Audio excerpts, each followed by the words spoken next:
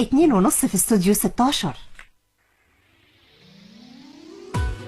حدد موقفك على الشباب والرياضة. انت مع ولا ضد؟ شاركنا برأيك برسالة أو مكالمة. مع ولا ضد مع نجلاء حلمي. دنيا الرياضة مليانة أفكار الناس. مع ولا ضد؟ جمهورنا لما بيتنرفز بيثور بحماس. مع ولا ضد؟ تلقى الجرايد نار عايدة معركة وخلاص. مع ولا ضد؟ وناديك بيبيع في اللعيبة ويشتري حراس. مع ولا ضد؟ حدد واختار، ما هو بينا حوارات صد ورد. واما انت تشد وهو يشد سيبنا احنا نرد. مع ولا ضد؟ انت معنا كل اسبوع مع ولا ضد مع نجلاء حلمي. جاء قرار المحكمة بنقطة مهمة جدا تابعناها وشفناها، وقالوا هنحل مجلس اتحاد الكورة علشان يضع الجهة الإدارية في مأزق ويربك شوية الحسابات. ممكن الحق يرجع لأصحابه بعد بطلان نتيجة الانتخابات؟ دي من الأسئلة الكتير جدا اللي كتير من الأقلام وكتير من الإعلاميين وكتير من المشجعين وكتير من الجماهير تابعوها. لعل الحكم اللي صدر لم يأتي من فراغ، ولكن أكيد كانت نتيجة إصرار وجهد كبير جدا من سيدة هدفها إنها تقضي على الفساد، مش أكتر من كده. كانت مرشحة في انتخابات الماضية. يا ترى لو كانت نجحت كانت هنشوف المشهد ده؟ كنا هنشوف حالة من الارتباك اللي كانت موجودة ولا لسه؟ استمرت في إصرارها وحماسها حتى النهاية، وقدرت إن هي بالفعل تكلل هذا الإصرار والنجاح بجهود مهمة جدا، وقالت لا أنا موجودة، هحل مجلس إدارة اتحاد الكورة بالقانون.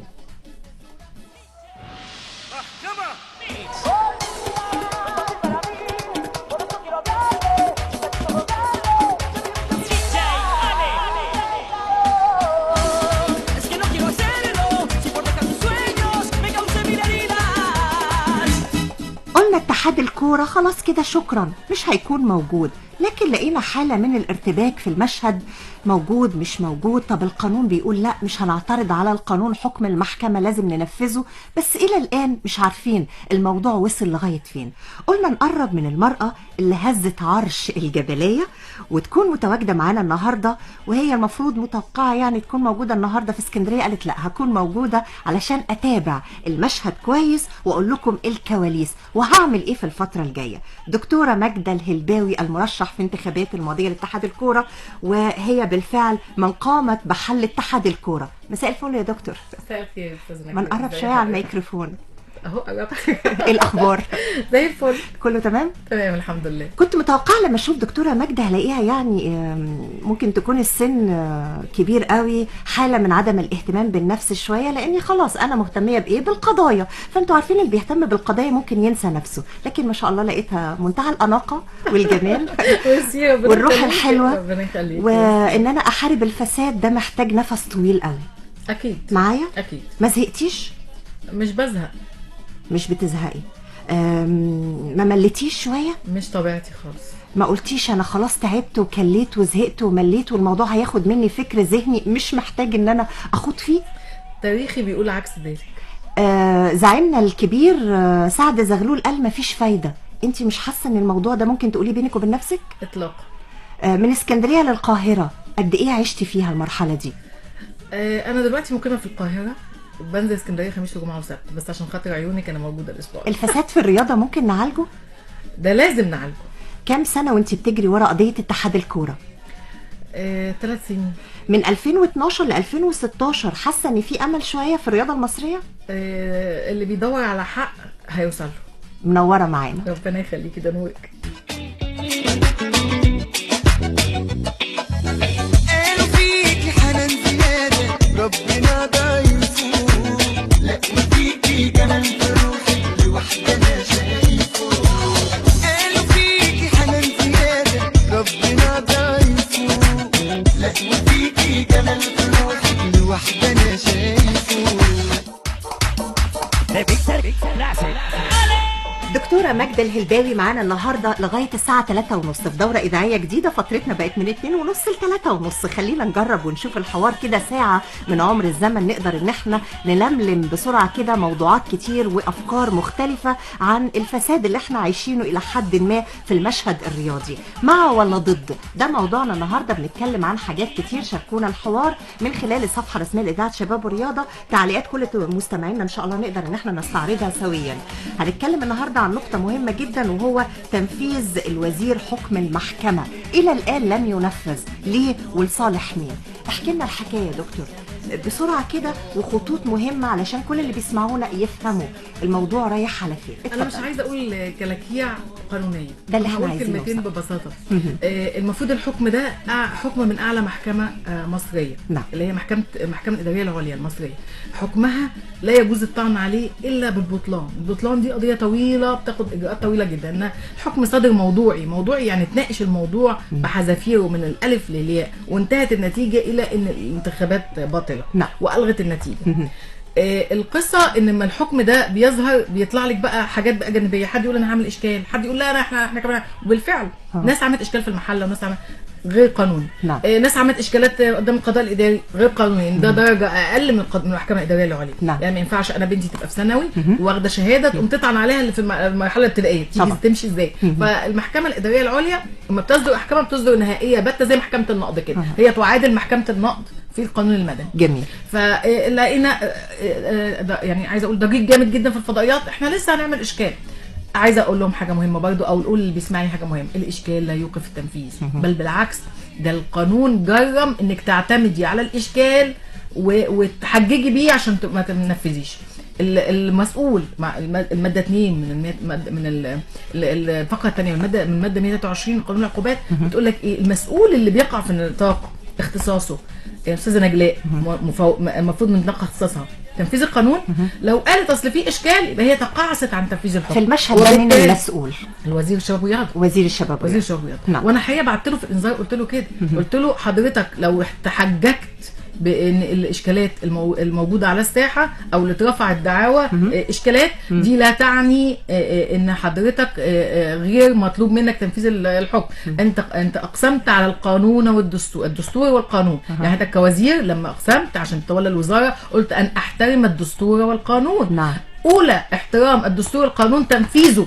فبالتالي انت صدر لك حكم نهائي وتعلم جيدا انه حكم نهائي، وان كنت لا تعلم فدي مصيبه بقى اعظم. يعني نعم. المصيبه انك انت تعلم، والمصيبه الاعظم انك تكون لا تعلم. نعم. ان ده حكم نهائي وواجب النفاذ وفورا من تاريخ صدوره، واعلنتك بيه في 2/4، وقلت لك تحديدا في انذار موجه ليك يوم 12/4 اذا لم تلتزم بتنفيذ الحكم فانت ستقدم للمحاكمه وطبقا للماده 123، ودي عقوبتها الحبس والعزل. الحبس والعزل. ده المسؤول اللي ما بيتمش اللي ما يقومش بتنفيذ الاحكام الصادره اللي منوط بيه تنفيذها. وبعت له الانذار. نعم. وقلت له انا بمهلك من خلال الانذار ده 8 ايام، بعديها هرفع عليك جنحه مباشره. بعتيه امتى؟ بعت الانذار 12/4. 12/4 ده يوم الخميس ولا الاربعاء؟ 12/4 لا ده الاسبوع اللي قبل اللي فات. الاسبوع يوم 20/4 انا رفعت جنحه مباشره عليه في محكمه جنح 6 اكتوبر. نعم. واعلنته ان هو مطلوب للمحكمه لسماع حكم المحكمه في عدم تنفيذه الحكم القضائي، ودي وجوبي الحبس والعزل على عنوان بيته. ومين استلموا؟ اللي موجودين في بيته استلموه. جميل. القصه بقى مش كده. القصه ان هم عايزه اقول لحضرتك هم بيلعبوا على قصه ان هم يمتد وقت التنفيذ. يعني بمعنى عبال ما يصدر حكم في الدعوه يكون الوزير نفذ، فبالتالي يبقى خلاص انتفى عنه او استهلك للوقت شويه. بس ده ما يمنعش وقوع الجريمه. حضرتك القانون بيقول كده ان حكم نقض طالع، وانا بعته له في الانذار قلت له خد بالك سياده الوزير ان الحكم النقض ده بيقول ان امتناع المختص عن تنفيذ الحكم بحجه الاشكالات فهو مرتكب لجريمه الامتناع عن تنفيذ حكم القضاء. دكتوره ماجده ما حاولش ان هو يقول لك اتفضلي لا في انا المكتب؟ قابلته حضرتك، قابلتيه. لا قابلته في المكتب وقلت له الكلام ده مواجهه يعني. نعم. وقال لي احنا في مشكله، قال لي حاجه غريبه جدا، قال لي احنا في مشكله بسبب ان الاستاذ جمال علام رئيس الاتحاد المصري جايب جواب من الفيفا بيقول ان ده تدخل وان ممكن يوقفوا النشاط. انا على الفور، انت عارفاني انا دؤوبه طبيعتي، رحنا على طول، رحت على طول بعت بنتي للفيفا، تيكت طياره لسويسرا، راحت عندي على هناك، لقيتهم في اجازه لغايه يوم 19، قدمت لهم الطلب، ردوا عليها بالايميل قالوا لها احنا ما عندناش فكره عن الموضوع ده خالص، ولا عمرنا خاطبنا الاتحاد المصري لكره القدم وقلنا لهم هنوقف النشاط عشان اي حاجه، لانهم ما عرضوش علينا اي حاجه اصلا. يعني ده دي كلام كانت مفاجاه، يعني ده كلام ودي مزور. محضراها ليه بقى؟ عشان لما يتحجج قدام رئيس الوزراء، عشان عندي ميعاد مع رئيس الوزراء، اما يتحجج ان ده هيوقف النشاط في مصر، قدم له دي المفاجاه الجميله دي بورق رسمي نظمي ده فهمي. حضرتك ومعاهم علي والسيد وعبد العال. يلا خير. انت الوحيد اللي في قلبي وبقولها مش ممكن اخبي، ما اقدرش اداري عليك حبي، ما اقدرش اغيب عنك ثانية، انت الوحيد اللي لقيته اجمل من اللي اتمنيته، كل اللي فيك انا حبيته وبقيت بحبك حاجة تانية.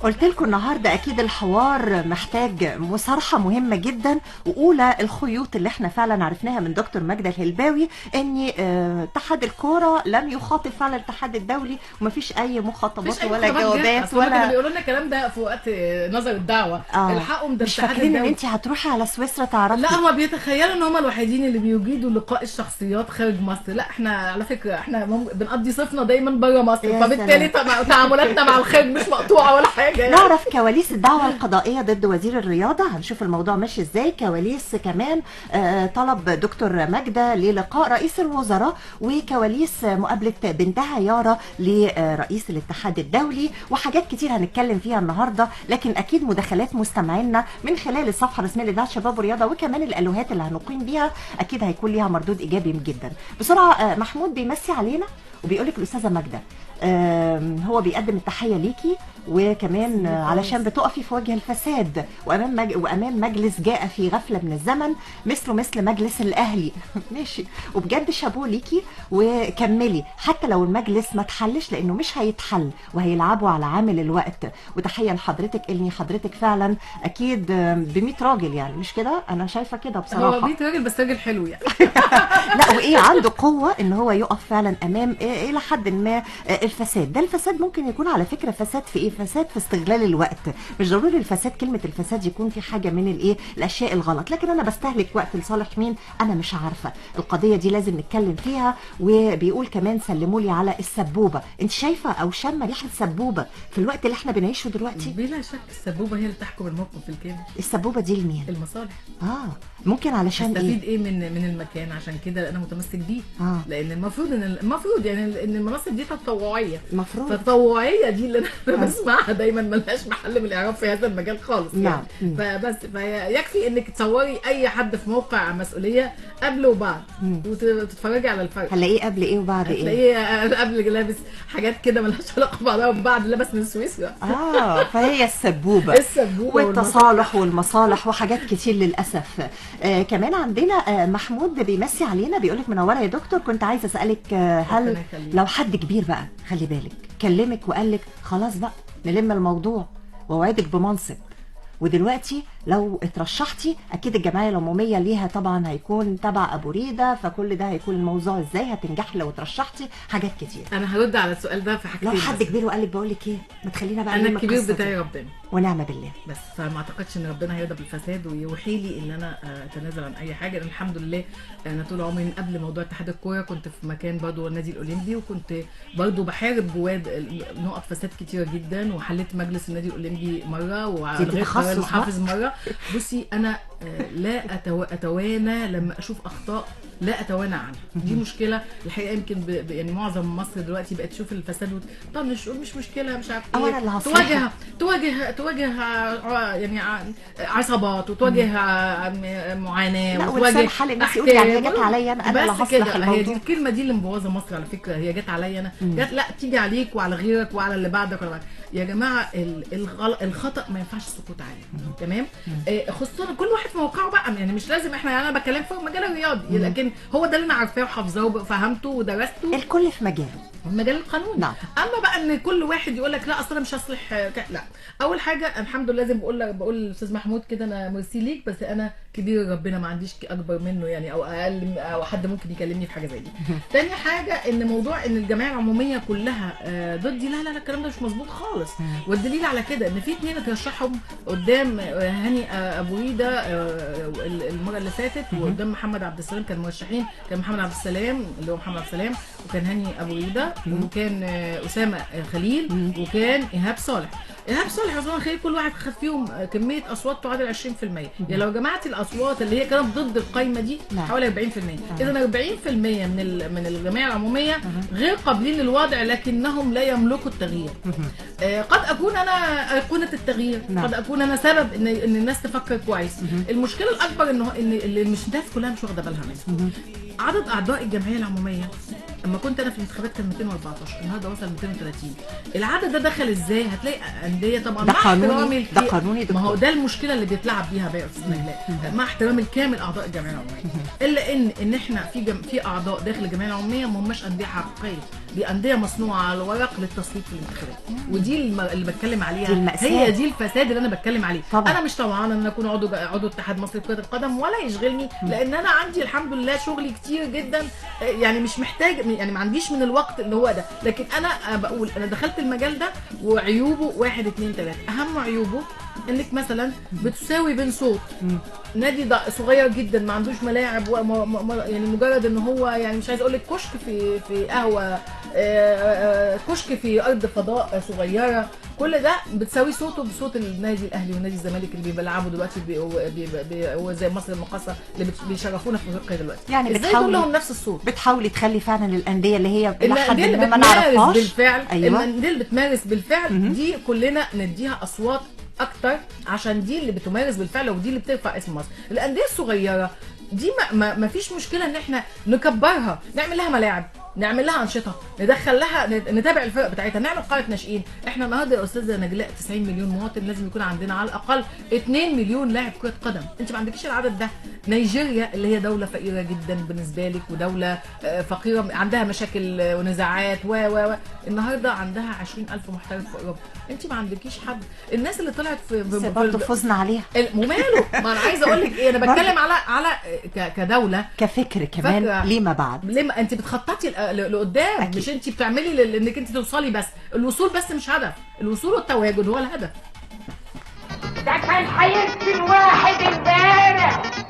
حاضر هجيب له لبس اللي هو عاوزه. حاضر وهقول انه جاي من سويسرا. انا جيت سويسرا.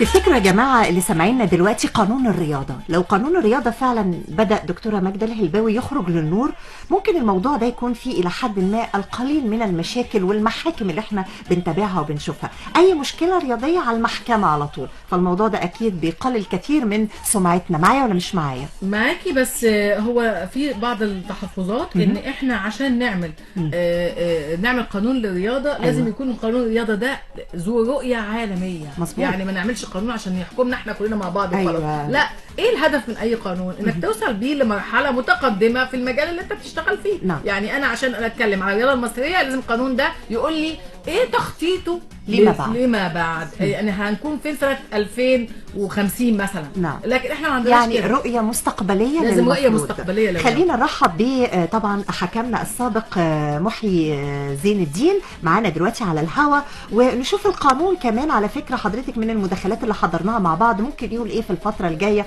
قلتي لي دارس قانون وهيقدر يفيدنا ايه اللي احنا ممكن نعمله ونتغلب ازاي على الفساد اللي احنا بنعيشه. ده فساد في ايه؟ ان مفيش حد بينفذ حكم المحكمه. طب لصالح مين؟ هو سيبك من حكم لا، المحكمه بس عشان ده ما مستفز نختصرش. لا ده هو مش ده ضرب الأساس. عرض الحائط ايوه ها بالدستور والقانون بس اللي كده. الوزير حلف عليهم اللي بس إحنا قدام حلف. رئيس الجمهوريه. يلا معاكي الميكروفون كده دكتور ماجدة، ونرحب بنجمنا المتواجد معنا على الهواء. اتفضل. باشمهندس محي، ازي حضرتك؟ اهلا يا فندم، مساء الخير يا دكتوره. ازي حضرتك يا باشمهندس؟ مساء انا الخير ليكم. عهدت فيك دايما مساء الخير يا أستاذة نجلاء. يا اهلا وسهلا، اهلا وسهلا، اتفضلي يا مساء الخير على دكتور. الساده المستمعين. منور معانا، اتفضل. حياتي لحضرتك، للدكتوره المحترمه المكافحه المناضله الدكتوره ماجدة الإلباوي، اللي هي بتتبنى قضيه ليس من وراءها هدف سوى المصلحه العامه. دي نمره واحد يعني. جميل.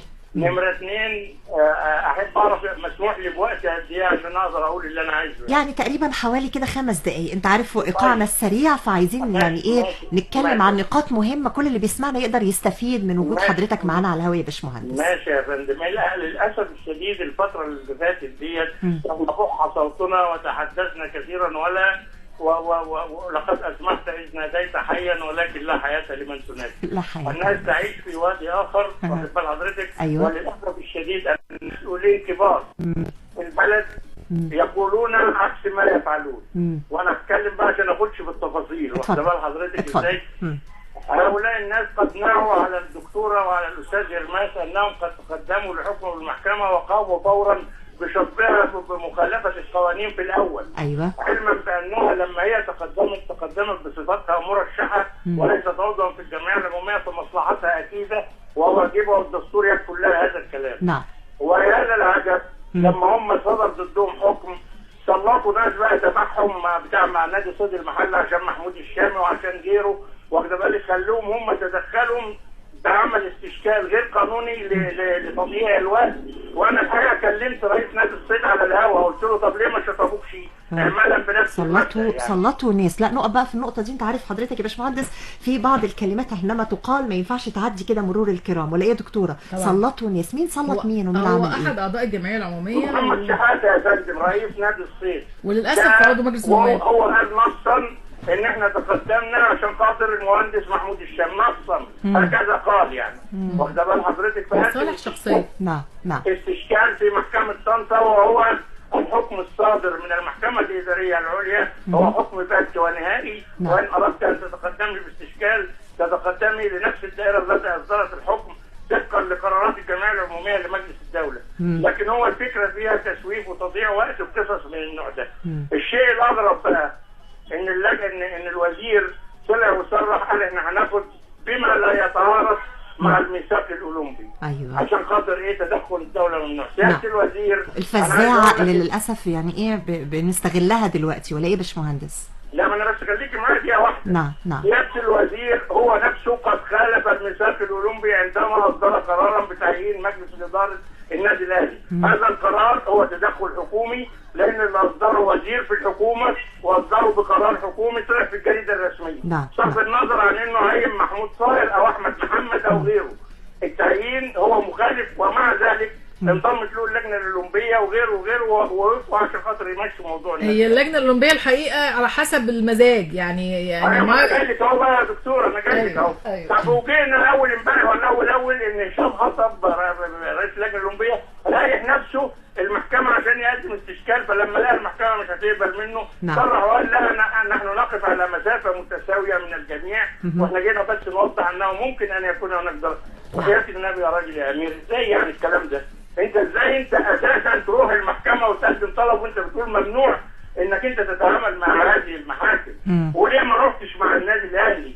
ولا عشان خاطر المصالح بتتصالح؟ يعني المساله الحقيقه هزليه وكلام فارغ، واخد بال حضرتك؟ والحل واضح جدا جدا، اللي هو وفي الاخر لن يستطيع الوزير الا ان ينفذ الحكم، والا 6 اشهر حبس وعزل من الوظيفه. ده قانون، احنا مش بنهزر يعني، واخد بال حضرتك؟ بس يا باشمهندس انا مبسوطه جدا ان في حد اساسا فاهم اللي حضرتك بتقوله ده، لان للاسف هو معظم الناس اللي بتتعامل في المجال الرياضي يا عيني واقفه بين نارين، مش فاهمه مين الصح ومين الغلط، خاصه الفضائيات الكتير اللي عماله تجعجع في كل حته، كل شويه حد يطلع يقول كلام. انا بس الحقيقه نفسي حد يسمع حد متخصص. يعني كان نفسي ان الوزير يخاطب مثلا السيد الوزير مجدي العجاتي وهو استاذنا جميعا، يقول له الحكم ده وزير الشؤون القانونيه في الوزاره اللي هو موجود فيها سياده الوزير وزير الرياضه، يقول له اعمل ايه في ده ما الموقف القانوني، يقوم يرد عليه. كان نفسي يخاطب مثلا اداره الفتوى والتشريع في مجلس الدوله، كان نفسي ينتدب مستشار مجلس الدوله عشان يقول له يعمل ايه في القانون. لكن هو القانون في بلدنا بيتضرب بيه عرض الحائط ويتم التمسك بيه احيانا دي حسب مزاجنا بقى. بشكرك جدا باشمهندس محي زين الدين، حكمنا السابق، وبنحاول نفهم الموضوع ماشي ازاي في الفترة الجاية وايه دورنا كاعلام برضو. كل اللي بيسمعنا بشكرك جدا، نورتنا، اهلا وسهلا بحضرتك. كل اللي بيسمعنا على فكرة دكتورة ماجدة الهلباوي بيقول الكلام ده مش عايزين يكون مجرد كلام وخلاص، اكيد معاكي مستندات بيه، اكيد معاكي اوراق رسمية. الحكم محكمة واضح وباسم الشعب. الايميل اللي جالنا من الاتحاد الدولي اتنشر على كل الفضائيات، ومعايا صورة منه لو حضرتك تحبي تاخديها. انا الحقيقة من الناس اللي بحب اتكلم بالمستندات. يعني احب دايما اقول لك الكلمة واطلع مستندها. ما بحبش اقول الكلام على اطلاقه، غير بقى ان تسمعي بقى ايه كلام غريب جدا في كل الاماكن، ده حصل كذا. لا، انا عايزة حصل يبقى جيب لي ما يفيد انه حصل، خبر جيب لي ما يفيد المصدر الخبر. مهم جدا ان احنا نعرف في 18 هيئة من خارج الجمعية العمومية للاتحاد متورطة في الاداء باصواتهم، فعلا في الادلاء باصواتهم. مظبوط. أيوة فعلا بالظبط. لا، هم مش من خارج الاتحاد، هم ما كانش يجب ان هم يصوتوا بسبب انهم كان مجالسهم انتهت.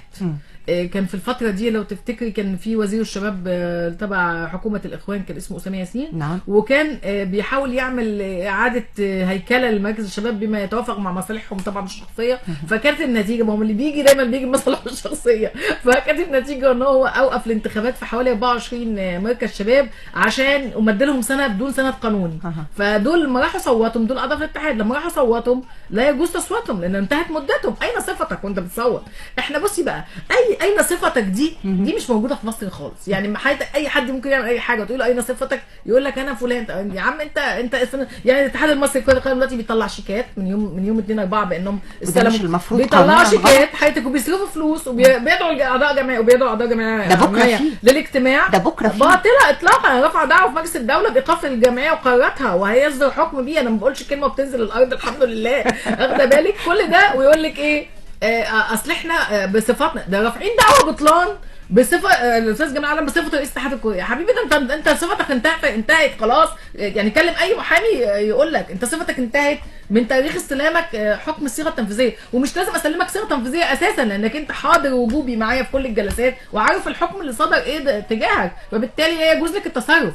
كل الاموال دي هتعتبر من اموال مهدره واموال عامه، يسالوا عنها المفروض ويسألوا كيف صدرت ممن ليس لهم صفة. تعمل لقمة خلاص بقى مر، والأيام مش راضية تمر، قليل الخير وكتر الشر، والبشر بقى كله حيتان. يا عم السلامة ما تقول لي في ايه، هي القيامة قامت ولا ايه؟ خدتي شعبية في مصر ما حدش خدها. انا الحقيقه لا معايا ولا مش معايا؟ لا معاكي طبعا.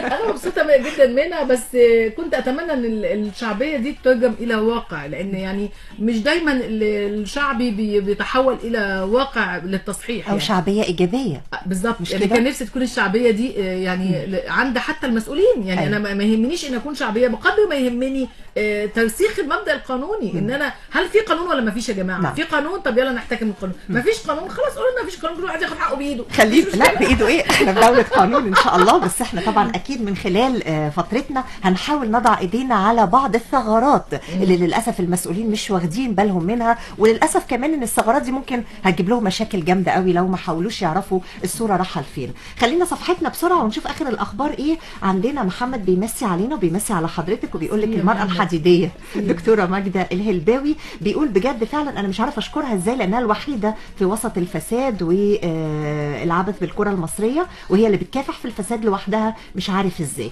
بس ربنا يعينها ويقويها لانهم اتحاد يعني الى حد ما مش موفق. بحاول انتقي الكلام شويه يا جماعه. السؤال ويا ريت لو اي حد سمعنا له حق الرد هنكون سعداء جدا، ما عندناش اي خطوط حمراء في حوارنا. السؤال هنا بيقول لك امتى الاتحاد ده يمشي ماشي، علشان زهقنا منه. والنقطة التانية امتى يمشي، وهنشوف اسماء بعينها في اتحاد كرة القدم ونخلص من البنود اللي لحد ما بتحط لنا في شوط الترشيح لاتحاد الكرة، وبنشوفها تعجيزية لبعض الاشخاص بعينهم علشان ما يكونش في حد يمشي او يناقش معاهم في الانتخابات. لنا الله بجد. اكيد انت فاهمه هو قصده ايه طبعا، بند ال8 سنوات والحاجات اللي احنا بنعيشها وبنشوفها والجمعيات بتناقش. انا عايزه ابشره ببشرى هايله الاستاذ محمد، اللي هي ان اللائحه دي اصلا بطله ليه يا استاذه؟ اول بند في اللائحه، هذه اللائحه خاضعه لقانون الشباب والرياضه المصري. في نفس اللائحه عدم جواز لجوء اعضاء الجمعيه العموميه، اعضاء الجمعيه العموميه الى المحاكم المصريه. ازاي؟ ده بندين ضد بعض، ولا يجوز. حكم المحكمه بقى صدر لي لما شطبوني، اما لجأت المحكمه شطبوني يا دكتور الماس. أيوة. واحنا رفعت دعوه في المحكمه وخدت حكم بالغاء قرار الشطب والايقاف ده. وقال فيه حقيقه في حيثيات الحكم حاجه كده تأديب وتهذيب واصلاح لوزراء الشباب والرياضه في مصر على امتداد عصورهم، يعني عشان ما نخصش حد بعينه. نعم. قال لك اللي اعتمد اللائحه دي لم يكلف نفسه بالاطلاع على قانون الشباب والرياضه والدستور المصري، وانه كان يجب انه قبل ما يضع هذا الشرط في اللائحه او هذا البند في اللائحه انه يتابع القانون والدستور ويقراه بصفته وزير، وبصفته انه مختص بتطبيق القانون والمختص باحترام القانون. جميل. الا انهم المفروض ان هم خلال 10 ايام يكونوا قروا اللائحه واي بند مخالف بيستبعد، الا انهم ما عملوش كده وتقاعسوا، فالنتيجه انها اصبحت باطله ولا يجوز العمل بها. ده النص اللي بيقول كده، يعني اللائحه اللي هم شغالين عليها دي اللي بيفصلوها تغذيه، دول عايزين يفصلوا كمان حاجه ثانيه بكره. كل دي اللائحه دي باطله. هيفصلوا بنود بكره اللي هي ان هي اهم بند بقى ان عضو الاتحاد المصري عضو الاتحاد الدولي اللي هو الممثل المصري لعضو الاتحاد الدولي انه ما ينطبقش عليه ينطبق عليه مده المدتين، اللي هو المهندس هاني ابو ريده. نعم. يعني ان هو ما يبقاش له الحق ان هم بعد يعني مدتين بس تبقى المدد مفتوحه. نعم. يعني اهم من اي حد في مصر. هو ده بس كده، يعني هو مفتوحه طول ما هو عايش، ربنا يديله الصحه. بالسلامة السلامة يا حبيب قلبي، يا حبيب قلبي، بالسلامة السلامة يا حبيب قلبي.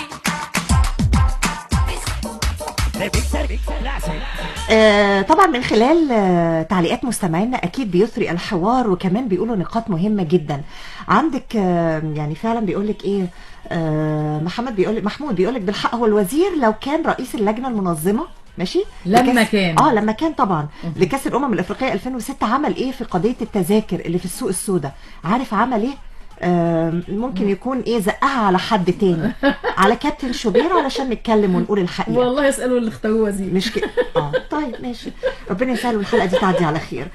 محمود كمان بيقول يا دكتوره حضرتك هتدخلي الانتخابات وهتنزلي قائمه مين؟ لغايه دلوقتي مش مؤكد نزولي الانتخابات، ولا هتعملي قائمه لوحدك؟ لا مش مؤكد نزولي الانتخابات في ظل الاوضاع المترديه داخل الاوساط الرياضيه الحاليه الحقيقه. ولو ان انا عارفه ان كابتن سمير زاهر نازل انتخابات، ولو خيروني كابتن سمير زاهر بحييه الحقيقه على الهوا، وبقول له كابتن سمير احنا عشنا في عهدك طفره رياضيه، وصل مصر مركزها التاسع عالميا والاول افريقيا. الحقيقه معلش جم بعدك حد هد شويه المراكز دي، وخلانا دلوقتي كنا الاول بيدفع لنا فلوس باليورو، مبالغ عاليه جدا عشان نلاعب ابطال عالم، يعني فرق عالميه كانت بتدفع فلوس تقول عايزه العب المنتخب المصري. عايزه ارد عليكي في النقطه دي بالذات. يعني انا معاكي ان المجلس ده ليه اخفاقات الى حد ما كثيره جدا، ونال انتقاد كبير جدا وحاد، ولكن ما ننكرش ان هو جاء في وقت عصيب كانت البلد كلها بتعاني. استلم المهمه في وقت عصيب في زمن البلد كلها ما كانش فيه كوره، كان الدوري متوقف بقاله سنتين، لكن السيد جمال علام رئيس الاتحاد حارب بقوه علشان يرجع النشاط الرياضي، وهو بالفعل. وكمان ما ننساش السيد العمري فاروق هو اللي كان فعلا رجع النشاط الرياضي. فالموضوع يعني محتاج برضو الى حد ما نقاط ايجابيه نذكرها، ولا ايه؟ شوفي هقول لحضرتك حاجه. انا مش من الناس اللي بتكيل الاتهامات دايما. انا الحقيقه بحب ادي الحق لاصحابي، لكن انا بتكلم في نقطه مهمه جدا. انا لو انا مش قد المكان اللي انا موجود فيه يبقى ما ينفعش اشتغل فيه. يعني لو ما عنديش القدره على الاداء الجيد اللي يرفع، وخصوصا ان انا بمثل الكره المصريه، ما ينفعش اكون موجود.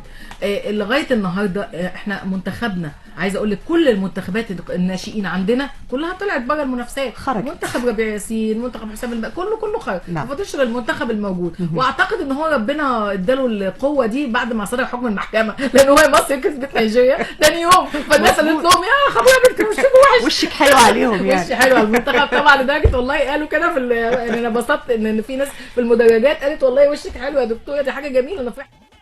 سيدتي الجميلة ممكن تسمحي لي أنا دقت بتسبيلة ونهاري بقى ليل. سيدتي الجميلة ممكن تسمحي لي أنا دقت بتسبيلة ونهاري بقى ليل. لازم نروح للصحافة سيدتي الجميلة اسمحي لي، ونشوف ازاي رصدوا الموضوع وازاي ممكن نقول ايه النهاردة واحنا بنناقش مش قضية يعني حل اتحاد الكورة بوجه عام، لا هو الفساد اللي بنعيشه دلوقتي في الرياضة المصرية نقضي عليه ازاي. معانا ناقلنا الأستاذ أحمد جلال من جريدة الصباح، منورنا على الهوا، نمسي عليه يا دكتورة ونشوف ممكن قلمه يرصد الأحداث اللي نشوفها ازاي. أستاذ أحمد مساء الفل وأهلا بيك. مساء الخير يا مدام نجلاء، مساء الخير يا دكتوره. مساء الخير، ازيك يا مارجريت تاتشر بتاعتنا. ابدا ده ايه الالقاب دي يعني مش كده؟ استاذ احمد بص يا دكتوره، عشان بس نبقى ايه يعني في نقاط محدده. ايوه.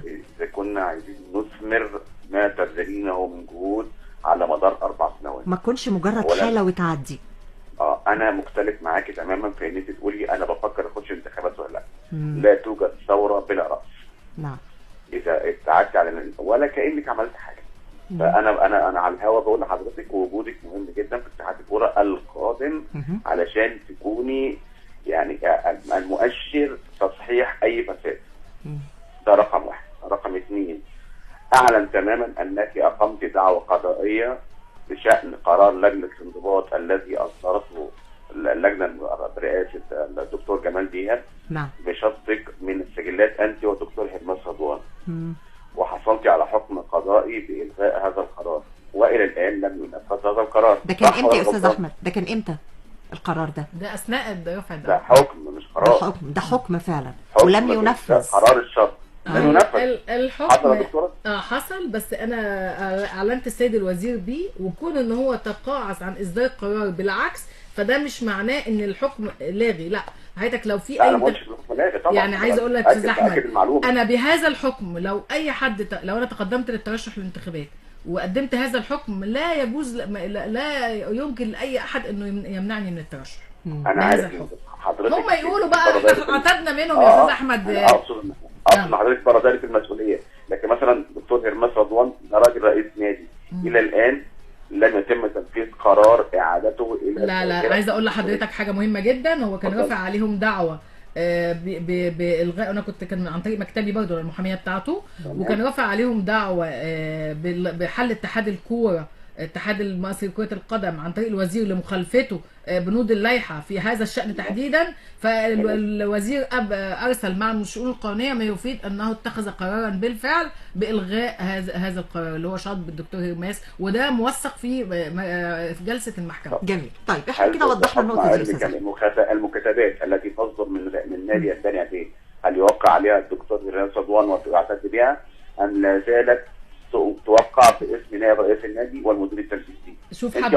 شوف حضرتك هو بالحكم ده واقرار الوزير في محضر جلسه يبقى هنا الدكتور هرماس له الحق تماما في انه العوده. ولذلك حتى انا لما ناس تقدمت حوالي 10 من اعضاء الجمعيه العموميه تقدموا باشكال قدام المحكمه، انا جبت صوره رسميه من محضر الجلسه وقلت هم دول كمان لجأوا للمحكمه للاستشكال في الحكم. اذا اللجوء للقضاء لا يمنع حد من ان هو يكون موجود داخل الجمعيه العموميه، والدليل اهو ان اللجنه العموميه تدخلت والاعضاء بعض اعضاء الجمعيه العموميه تدخلوا.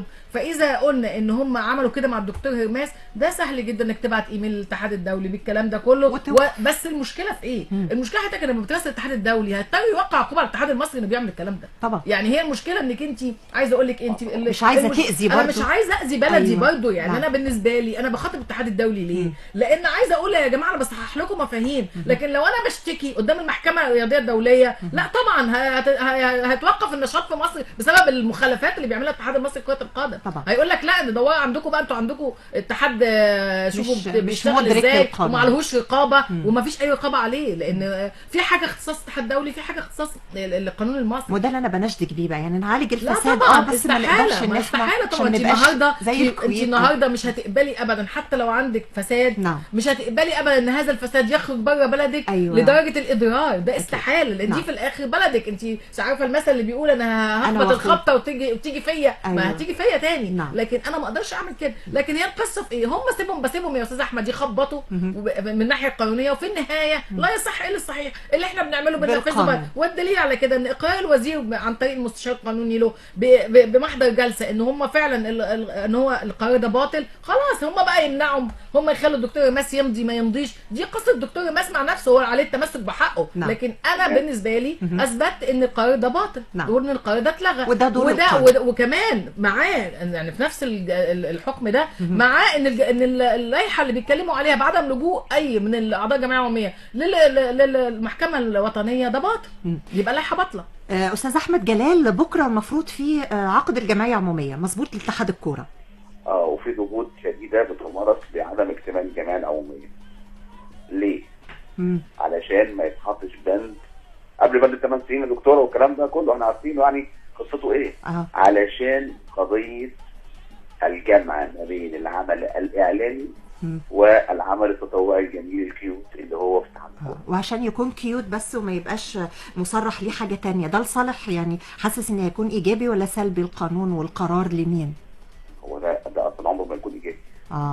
تفتكر ممكن يمشي؟ تفتكر ممكن يمشي؟ انا ما اعتقدش ان هو هيمشي. لكن اهم من كل ده مدام نجلاء، اهم من كل ده دكتوره ماجده، احنا عارفين ان ابانا لازم في الفيفا. طبعا احنا بنرجع للفيفا، واحنا عارفين اصلا ان الفيفا مش اي حد عايز دلوقتي معدي يعرف ان الفيفا ما زال الفساد يعني الفيفا نفسها عايزه حد يطهرها. بالظبط الفيفا كده. عايزه ديتول. عشان كده القضيه بتاعت حضرتك رغم انها واضحه وضوح الشمس، لكن الحاجات اللي هي واضحه وضوح الشمس دلوقتي في اليومين دول هي اللي محتاجه الميكروسكوب عشان نشوفها كويس.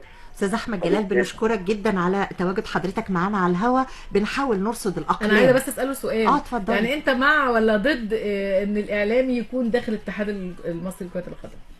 انا شخصيا ضده قلبا وقالبا. ضد وجود الاعلامي داخل الاتحاد. ما يجمعش ما بين يكون اعلامي ويكون عضو مجلس اداره. ليه؟ لان انا راجل اعلامي. عملي يحتم عليا ان انا ارصد كل شيء. اكيد. فاذا كنت في دائره مسؤوليه تطوعيه، نعم، حاجه من الاثنين، اما ان انا اخون عملي الاعلامي، ايوه، او ان انا اخون المكان الذي اصبحت فيه متطوعا وامينا على اسراره. ممكن اناقشه جوه لكن ما اطلعش اسراره بره. وهنلاقي بقى انت عارف اعضاء معينين. الاهم من كل ده يا استاذ احمد هو انا هنتقد نفسي ازاي بس كده. ولا وهنلاقي بقى كمان اخبار لقنوات معينه وقنوات لا عيش انا هكيف الامور لمصلحتي الشخصيه. اكيد. وده حصل مع كل الناس اللي كانت موجوده في الاتحاد، تجمع بين العمل الاعلامي والعمل التطوعي. مظبوط. استاذ احمد جلال، بشكرك جدا على المداخله، نتمنى التوفيق ان شاء الله باذن الله لاتحاد الكره في الفتره الجايه. هيكون مين مش هيكون مين، بس بنحاول نرصد التجاوزات اللي بنعيشها عشان نقدر نصلحها. بشكرك. مصطفى حافظ بيمسي علينا وكمان بيقولك يا دكتوره، لو عايزه تنجحي في مجال الاداره الكرويه لازم تتمسكي بموقفك المحترم وتوصلي لهدفك النبيل، وخدي بالك من الكباب والكفته والسلمون والسندوتشات. انا عايزه اقول للاستاذ مصطفى سندوتشات الكومبو كمان ميرسي جدا. بس انا عايزه اقول له حاجه جميله قوي. الغدا بقى حاجه جميله قوي حاجه جميله قوي حصلت، ان الحكم ده صادر بيقول لك ايه من ضمن الاسباب اللي رصدوها يعني التصويت الجماعي، وهو تصويت يؤدي الى يعني المفروض انه ما يتمش تصويت الجماعي.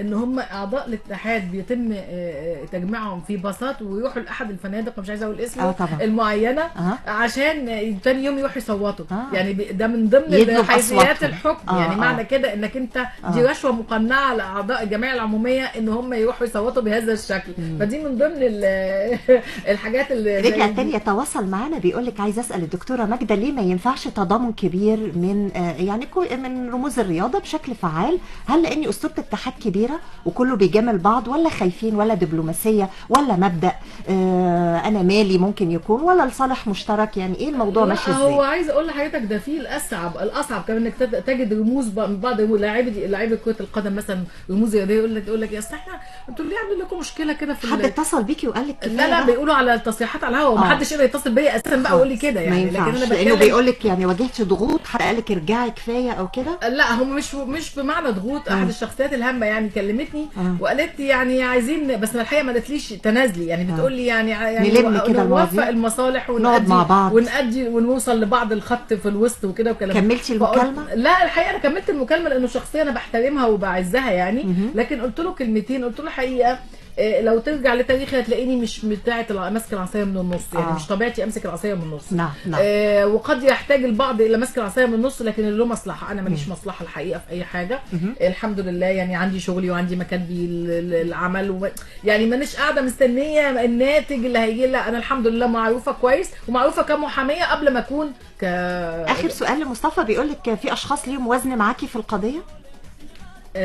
طبعا عايزه اقول لحضرتك حاجه. انا لما توليت الموضوع ده توليته على عاتقي تماما. يعني انا مش من الناس برضو اللي بحب اقول والله يا جماعه تعالوا تضامنوا معايا. اللي مش عارفه الاتحاد قوه برضو وماله، بس لو الموجودين راضيين. ودكتور كرم ما كملش معاكي المشوار ليه؟ دكتور كرم شاي بالياسمين. شاي بالياسمين.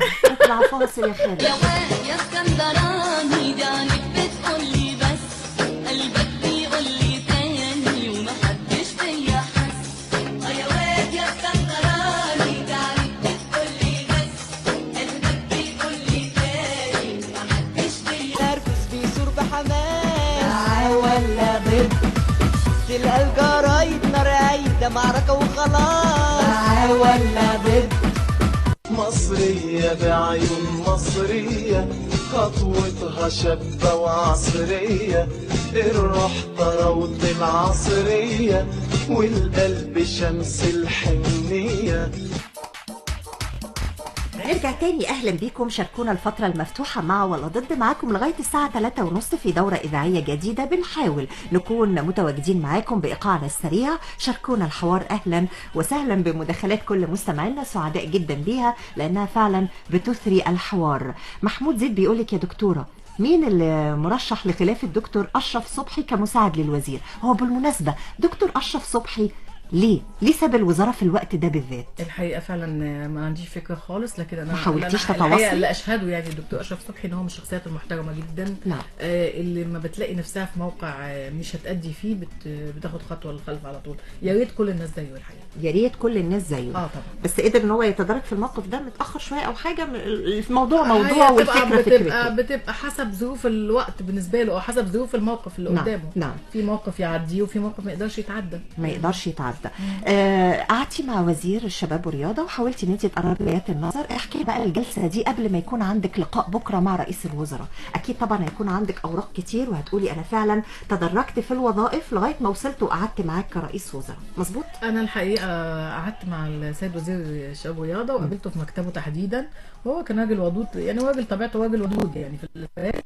فقال لي انا ما عنديش اي مانع من تنفيذ الحكم، ولكن انا منتظر بس انتهاء الاجراءات القانونيه. فانا حبيت افهمه، قلت له سياده الوزير اذا كان حد مش عارف يوصل لك المفهوم، الحكم ده نهائي وبات ولا يجوز الطعن عليه باي اشكال، ولا يوقف تنفيذ الحكم الا حكم. يعني ممكن ترفعي 50 اشكال، لكن ما يوقفش تنفيذ الحكم الا اذا كان في حكم بالفعل موجود. فطالما لم يصدر حكم يبقى الحكم واجب النفاذ. فدي نقطه. قال لي لا انا بس عشان احنا بنشوف تدخل الحكومه. كان الاستاذ جمال علام قال لي ان في جواب جاله من الفيفا واطلعني عليه، وان الفيفا بتقول ان ده تبقى تدخل حكومي. قلت له على فكره الجواب اللي جالك ده انا نفسي اخده، يعني احصل عليه، لاني اللي هقدمه للنيابه العامه واحبسه بتهمه تزوير خطاب. لان الفيفا انا خاطبتهم قبل كده في 2013. وقالوا لي ده شأن داخلي مالناش علاقه بيه، ده شؤون اداريه مالناش علاقه بيها داخل الاتحاد المصري. تاني حاجه انا كنتش لسه خاطبت الفيفا بقى، وعشان حضرتك قلت كده انا هخاطب الفيفا. قال لي يا ريت والله تبقي رفعتي عننا الحرج انك تخاطبي الفيفا. فانا اخدت منه الحقيقه الكلمه دي، وبالفعل خاطبت الفيفا. وهو وصلني ان الاتحاد الدولي لكره القدم لم يصلوا اي شيء فيها عن اي مشاكل داخل الاتحاد المصري لكره القدم مع المرشحين او بص الانتخابات او الى هذه اللحظه دي كانت اول امبارح يوم الاربعاء تحديدا الساعه 4 بعد الظهر. يعني احنا بنتكلم في شوفي مسافه بسيطه جدا يعني. نعم. فالحقيقه انا حبيت اخد الخطاب ده قبل ما اقابل رئيس الوزراء، لان خدتي ميعاد ولا لسه؟ احنا اتقدمت وعندي ميعاد تقريبا ان شاء الله بكره بعد الساعه 3. نعم. فعايزه اقول لحضرتك ان انا حبيت اعمل فايل لرئيس الوزراء عشان ما حدش يروح يزن في ودانه كالعاده، والتاثير السمعي المغلوط ده ان اصل الاتحاد الدولي هيوقف النشاط، الحقوا ده وقف النشاط في نيجيريا، الحقوا وقف النشاط مش عارف فين، الحقوا لا عايزه اقول لحضرتك حاجه. بالدخول على موقع الفيفا وتكتبي كده تحديدا ان التهديد سنه 2013 هي كان عندها ناس من الملعب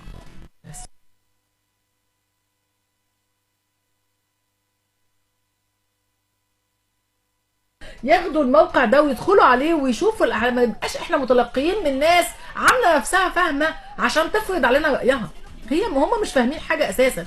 ده حضرتك كمان اكتشفت حاجه مهمه جدا، ان الفيفا بتمنع ايه بقى حضرتك اللجوء للمحاكم، ان حضرتك لو وقعت جزاء ده من بند بنود لائحه الفيفا، لو وقعتي جزاء على احد اعضاء الجمعيه العموميه في الفيفا لا يجوز التنصل من الجزاء باللجوء للمحاكم. هي دي الحاجه الوحيده اللي وردت فيها عدم اللجوء للمحاكم. احنا بقى طورناها وكبرناها وعملناها هرم وقلنا الحقوا هيوقفوا النشاط واحنا لجأنا للمحاكم. جميل. خلينا بالمصري انت عارفه للاسف بحب شويه بهارات. اروح بسرعه كده لمستمعينا. ربيع بيقول لي السلام عليكم، احلى مسا عليكم، انا ضد الفساد طبعا. عايزه اقول للدكتوره ماجده المراه الحديديه بالفعل ده اتحاد كوسه مش اتحاد كوره، بس مش هيقول اكتر من كده. ويا ريت تغلطش في الكوسه عشان انا بحب الكوسه. ما بلاش. بقول لك ايه، لو حصل حاجه بقى كده كلنا ايه يعني هنشوف. ما تلاقيش وراكي مكتب محاماه قوي، ما تشغليش دماغك. خلاص يا جماعه خليكم شاهدين. عندنا كمان من خلال بسرعه صفحتنا محمود بيقول لي مدام نجله ورق ايه؟ الورق ورقنا وامضي ابو العيله والقانون ايه بس؟ الورق والدفاتر دفاترنا ونشطب ده ونحط ده زي ما احنا عاوزين يا محمود، مفيش مشاكل خالص كده. بيقول لك لا في الفساد في فلوس. ماشي ماتش السنغال وسبوبه الوكالات الاعلاميه. ماتش السنغال ده كمان من الماتشات اللي كانت فضيحه طبعا، وصاحبها لسه لغايه دلوقتي ما خدش فلوسه للاسف يعني. ومحمد الزيات واتصل بعض الناس قالت لي يعني حاولت تعمل لينك بيني وبينه عشان الموضوع ده بالذات، والفضيحه بتاعت النادي المصري والعقوبات اللي عليه، والفضيحه بتاعت نادي الجونه، ويعني ما خفي كان اعظم. لكن انا مش عايزه ادخل في جوه الاحداث اللي داخلهم عشان ما يتخيلوش ان انا قاعده رصد لهم هم الاخطاء، لكن انا بتكلم على بشكل عام. عندك كمان بيقول لك صباحي عايزين التعليقات اللي احنا بعتنا. حاضر هنقول. كمان محمود بيقول لي اضرب ليها مصطفى يا دكتوره ماجده اكشفي كل البلاوي، اكشفي كل البلاوي. يعني من ضمن البلاوي مثلا ان حضرتك تفاجئ ان الملابس المكتوب عليها ماركه عالميه، بلاش نقول عشان بلاش نقول اسمها، تطلع بتجيب الحكه في وتجيب للولاد التهابات جلديه واتضح انها كان مصنوعه في مصنع تحت السلم. دي من ابسط حاجه يعني ملابس المنتخب القومي الاول افريقيا اللي كسب بطوله افريقيا 4 مرات، اللي يعني بقى يعني انجلترا طلبت لقائنا ودول. هو احنا رخاص قوي كده؟ اللي بيحكمونا يعني في هذا المجال الرياضي الحقيقه بيستخدموا الرخص في التعامل. يعني الملابس تلبسها مثلا تقعد مش عشان رخيصه حضرتك، لا دي عشان تواطؤ فيها. تواطؤ فيها. ايوه حضرتك، تواطؤ فيها. المنتخب المصري لازم ده منتخب واخد بطوله افريقيا 4 مرات، تاسع عالميا ساعه ما سابوا كابتن سمير زاهر كان تاسع عالميا. المجلس اللي فات يعني اللي كان المفروض ان تعمل مناقصه عالميه لكل شركات الملابس الرياضيه في العالم عشان تنول شرف انها تحط ماركتها على ظهر لاعب المنتخب القومي. ابو احمد بيقول لك بصراحه يا استاذه لو حضرتك موجوده عضو في الاتحاد كنت هتعملي كده.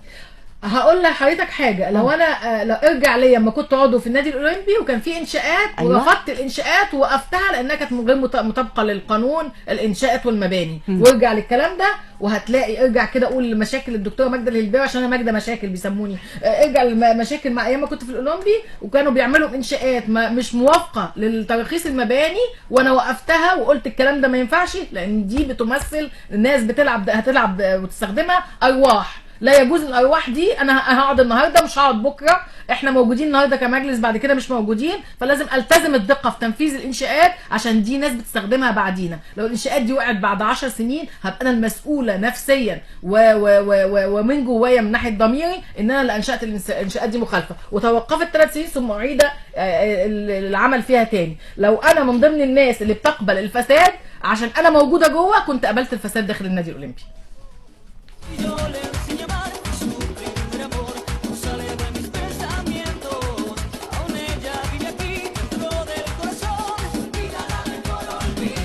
مين معانا دلوقتي على التليفون من خلال الاستاذ محمد الطويله، رئيس نادي نجوم المستقبل، من الشخصيات المحترمه جدا الحقيقه، انا بحييه على الهواء، وضمن طبعا الجمعيه العموميه، احد اعضاء الجمعيه. نعم. استاذ محمد مساء الفل واهلا بيك. اهلا استاذه نجلاء، ازي حضرتك، اخبارك؟ اهلا بيك، واهلا بالمكافحه والمناضله الكبيره. شعبيه واو. محمد ربنا يخليك. شخصيه ما بتيأس ابدا من البحث عن الحق، ف يعني منوره يا دكتوره مجد. ربنا يخليك، ده نورك استاذ محمد، منور الدنيا. في جمعيه عموميه بكره. المفترض دعيت ليها طبعا اكيد حضرتك. لا، ما هي الجمعيه دي كانت الجمعيه مكمله، لان هو اللي اتلغت المره اللي فاتت. ايوه نعم. لابد نفس الاشخاص يحضروا اللي هم ال 136، وانا كنت من ال 136. نعم. فهنحضر بكره اذا اكتملت. انا كده عندي احساس انها ممكن ما تكتملش، لان هناك من لا يريد لها ان تكتمل. فلو اكتملت انا موجود ان شاء الله. طيب عندك اكيد بنود هتتكلموا فيها، شايف الموضوع ماشي ازاي؟ بسرعه تقول لي قبل ما تقول لي ايه رايك في اللي بيحصل من خلال حل اتحاد الكوره ووقف تنفيذ الحكم الى الان. استاذ محمد، بصي، انا مش هتكلم اقوى من الدكتوره ماجده في مساله الناحيه القانونيه ووقف تنفيذ الحكم، لكن المعلومه العامه اللي عندي ان ده هو طبعا ده نوع من انواع يعني الاستغلال بشكل كبير جدا. نعم.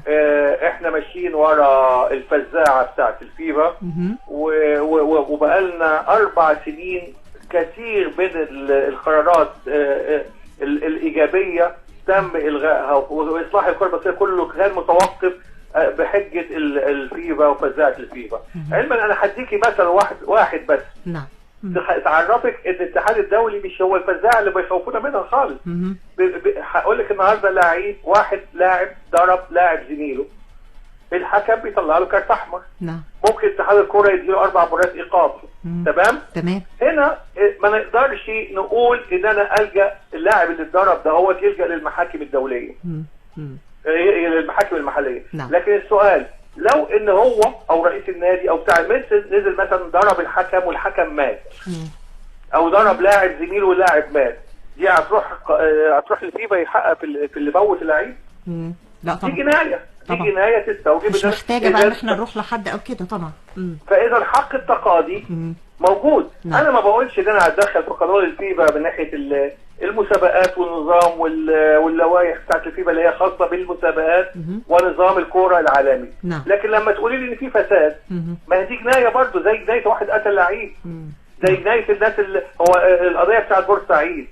الاتحاد الدولي ليه ما جاش حقق فيها؟ هو ليه اتحولت لجنايه وناس مرميه في السجن وناس علشان دي جنايه يعني، عشان هنا ده نطاق عمل القانون الوطني. نعم. ايوه هنا يا دكتوره، بعدين يا دكتوره، ايوه اتفضل. ده اللي انا بقصده. أيوة، ان مش كل حاجه يقول لك ممنوع، ده مانعين علينا ان حد يعني يبص للقضاء خالص. القضاء ده مالكش دعوه بيه. نعم. انت عندك اي مصيبه روح للاتحاد الدولي. طيب الاتحاد الدولي مش هيتدخل في شؤون بلد بقوه مصر ابدا يعني. استاذ محمد الطويله، رئيس نادي نجوم المستقبل، قبل ما اسيب حضرتك في ثواني كده، شايف القضيه رايحه على فين في الفتره الجايه، خاصه ان الدكتوره ماجده عندها مقابله بكره مهمه جدا مع رئيس الوزراء، حابب تقول لها حاجه؟ طبعا لا يعني انا عايز اقول للجمعيه العموميه بصفه عامه. ايوه. ان خلاص بقى يعني انتهى عهد ان احنا كل اللي اتقال علينا زي ما حصل في الجمعيه اللي فاتت نخش الناس. الاتحاد الكوره جايب لي 35 بند وبعدين بيقول لي علم بصح وغلط. يعني استهزاء بالجمعيه العموميه بشكل غير عادي. الناس دي مستهزئه بالجمعيه العموميه. يجب ان يفهموا ان في رؤساء انديه مفكرين لهم فكر لهم اراء. ما تجيش ابدا تقول لي صح وغلط واحنا قاعدين في جو سيء جدا. ده ليس في اي نوع من انواع بما الاحترام. اننا مقبلين على الامتحانات او حاجه، على اي حال نتمنى ان شاء الله التوفيق في الفتره الجايه. اتمنى لكم انكم توفقوا في الامتحان الصعب ده مش يا دكتوره. يا رب ان شاء الله. بشكرك جدا استاذ محمد الطويل رئيس نادي نجوم المستقبل، شكرا لحضرتك. طبك على الشباب والرياضة، انت مع ولا ضد؟ شاركنا برأيك برسالة او مكالمة مع ولا ضد. وقتنا تقريبا انتهى بسرعه كده علشان كل مستمعينا بس ما يزعلوش من خلال تواجدهم على صفحتنا. طاهر بيقولك بصفتك ابن بره النادي الاولمبي، متى يصعد النادي الاولمبي للدوري الممتاز؟ ومبروك لطنطا والشرقيه ومصر للتعدين. اولا انا عايزه ابارك لطنطا والشرقيه ومصر للتعدين، وبارك لكل الفرق اللي طلعت، لان اكيد طلعت بمجهود، لان الدوري الممتاز بيها صعب جدا طبعا. تاني حاجه الحقيقه فاتني ان انا اعزي كابتن الاستاذ هاني زاده في وفاه ابنه المرحوم، ربنا يرحمه ويغفر له عمرو. فالحقيقه ده كان من الناس الجميله انا عارفهم معرفه شخصيه يعني. الحقيقه بعزيهم وبعزي اخوه احمد. اما النادي الاولمبي بقى، هم لما يكون في اراده عند مجلس اداره النادي الاولمبي هيصعد. اراده الاراده. محمود مرسي بقى بيقولك اوعي تلم الموضوع ارجوك، عايزين نكشف الفساد، اضربي كمان وخليهم يفوقوا. للاسف اللي ضيع البلد الفساد والمحسوبيه. جمعيه الكباب والكفته. مصطفى حافظ، دكتوره ماجده اكشفي كل البلاوي، اضرب مفيش مشكله. بص انا اللي بيكلمني بقول له اللي على راسه بطحه يركن على جنب. انا ما عنديش بطحه، فلازم تدافعي عن قضيتك. عندك بكره لقاء مع رئيس الوزراء، يا رب يكون لقاء بناء وتخرجي فعلا بورقه عمل مهمه جدا، نشوف القانون هيروح على فين، المخطئ ياخد فعلا جزاءه مفيش مشكله، ويوسع بقى شويه لحد بيفهم. سياده الوزير انتم اقسمتم، سياده رئيس الوزراء انتم اقسمتم على احترام الدستور والقانون. ما هو القانون الذي سيحترم؟ هل القانون اللي اصدر الحكم ده ولا قانون تاني؟ بس هو انا طالبه منه بس يرد عليا بشكل زي ما بدات معاكي بسرعه. ما زهقتيش؟ لا انا مبسوطه جدا ان انا معاكم. لا ما زهقتيش من الموضوع، القضيه كل الناس بتتكلم. انا طبيعتي مش ملوله ولا زهوقه ولا مليتي ولا هتملي خالص. ما قلتيش ما فيش فايده خلاص كفايه بقى اتفرغ للقضايا والمكتبي؟ لا انا مكتبي شغال الحمد لله، مكتب القاهره ومكتب اسكندريه ما فيش مشاكل. اللي عنده مشكله يا جماعه ابعتوا لي ببلاش.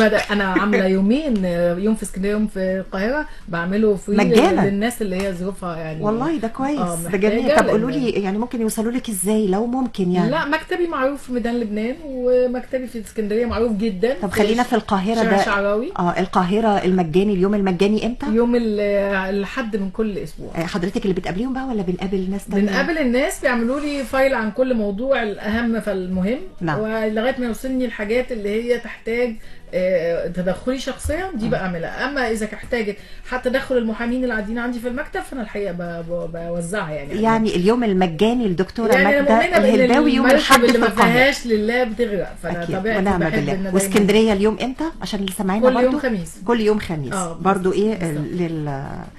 لاصحاب الناس المحتاجين يتساعدوا فعلا وتساعديهم. انا عندي كمان جمعيه اهليه الحقيقه بعمل فيها بس ما بحبش اتكلم عنها كتير. جميل. ولا احنا كمان عايزين نعرف لان دي اكيد بينك وبين ربنا ان شاء الله يتقبل. دكتوره ماجده الهلباوي بشكرك طبعا حضورك الكريم، نورتينا وشرفتينا النهارده. اعذرونا النهارده يعني يا ريت نكون قدرنا ان احنا نلمس على كل القضايا ونشوف المشكله رايحه لفين وهتعمل ايه في الفتره الجايه. عندك بكره ان شاء الله اجتماع مهم لازم تكوني متواجده معانا ان شاء الله على الهواء علشان نتابع الميتنج ده والمقابله دي ان شاء الله. اذا تمت اكيد هتكون مهمه وسريه. انا مبسوطه قوي ان اذاعه شباب ورياضه اللي هي اذاعه الوطن يعني زي التلفزيون المصري كده عندها الجرأه انها يعني تناقش وتفتح مجال وتقول يعني في فساد في الحته الفلانيه، لان ده المطلوب مننا في كل يعني مش يعني عايزه اقول ايه، ما هيش من ضمن القنوات اللي بتتاجر بالاحداث اللي بتحصل في مصر، مش من ضمن القنوات الاعلاميه اللي بتقول هنا في فساد لمجرد الشو. لا غير الشو كمان ان التسويق السمعه. يعني اصل فكره انك انت تقعدي تقولي فساد لا، في ايجابيات كتير في مصر يا جماعه محدش واخد باله منها الحقيقه. انا بحب بلدي قوي وعشان كده بقول ده في ايجابيات. كونك ان احنا قاعدين دلوقتي مع بعض بمنتهى الامان، قاعدين داخل استوديو، طالعين بره هناخد من الباركنج العربيه ونمشي في الشارع، ده منتهى الامان مفتقداه دول كتير محيطه بينا. فارجو ان اي حد بيفكر يا جماعه بنص الكوبايه لنص الكوبايه الفاضي يبص نص الكوبايه المليان، ان احنا الحمد لله ما عندناش مجاعات، ما عندناش ناس مهاجرين بيغرقوا في البحر، ما عندناش عندنا ناس واقفه على الحدود في كل مكان منع دخول ناس عندنا ما لهمش محل من الاعراب ظهروا فجاه الحقيقه برضو انا عايزه برضو بوجه كلامي للشباب وشباب الالتراس، يا جماعه حبوا مصر شويه.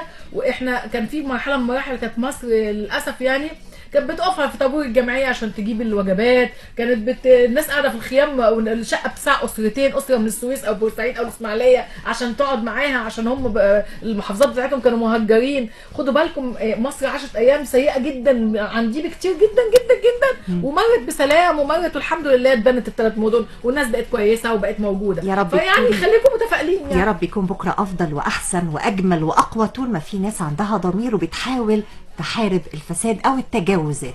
بشكر حضورك الكريم. ربنا يخليك يا رب ان شاء الله نتقابل على خير باذن الله وتكون الدنيا افضل واحلى واجمل لصالح الكره المصريه مش لصالح اشخاص. نورتينا دكتور ماجدة الهلباوي. شكرا. ايه ده؟